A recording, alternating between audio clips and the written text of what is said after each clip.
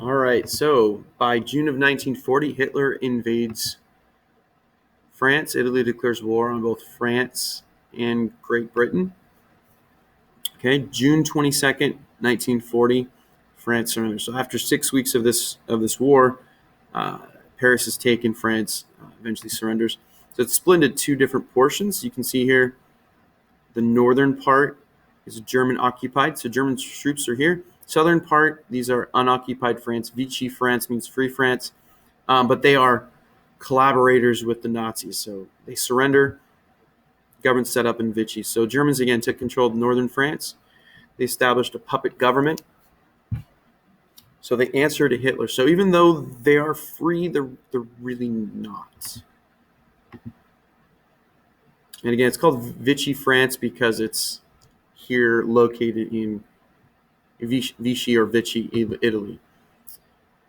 All right, this is the leader Charles de Gaulle. He was the prime minister of France at the beginning of World War II. He flees to England and sets up their government, the real government in Great Britain during World War II. All right. The Battle of Britain. So the Battle of Britain, as you can probably guess, takes place in Britain. So this is a battle between Nazi Germany and Great Britain. Hitler wanted to eventually invade and conquer Great Britain. It was called Operation Sea Lion. Okay, what their plan was is that, well, first of all, they have to cross the ocean. Right? Their tanks are useless. Their Lightning War, their Blitzkrieg, it's useless. So what they decide to do is they decide to use their Air Force. Right? Airplanes at this point are much more practical. And the Luftwaffe had been stockpiling and had been building planes for quite a while. So they begin to weaken Britain's defenses in the lead up to this possible invasion. Okay, this is Winston Churchill, right? He is the Prime Minister of Great Britain. Okay, now he vowed that they would never surrender to Hitler. And actually, one thing that he did is he knew that if Hitler and the Luftwaffe, the Air Force, continued to attack military targets, all right, the Royal Air Force, Navy ships, things like that, they would never be able to mount a defense. So what he did is he knew Hitler was a megalomaniac. Hitler's really full of himself. So he said, you know what? I'm going to insult Hitler. Right? I'm just going to point at him and laugh and more specifically make blows to his ego.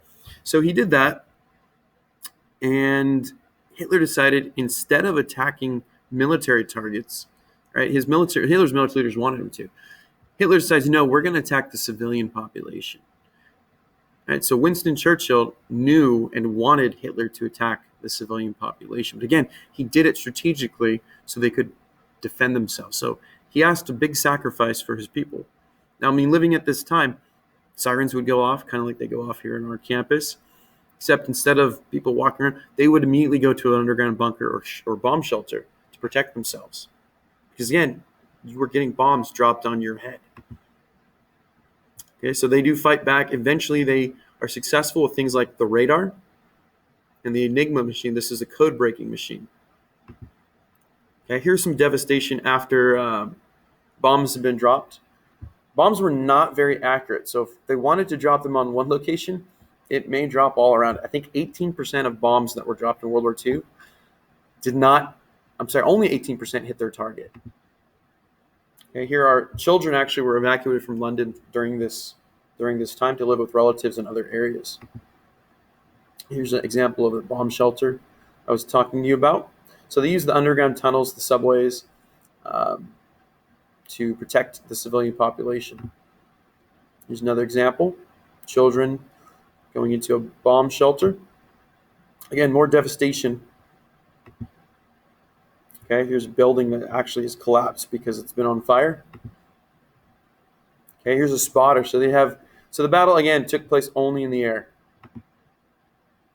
Ultimately, the invasion was unsuccessful, and Hitler ended it May 10th,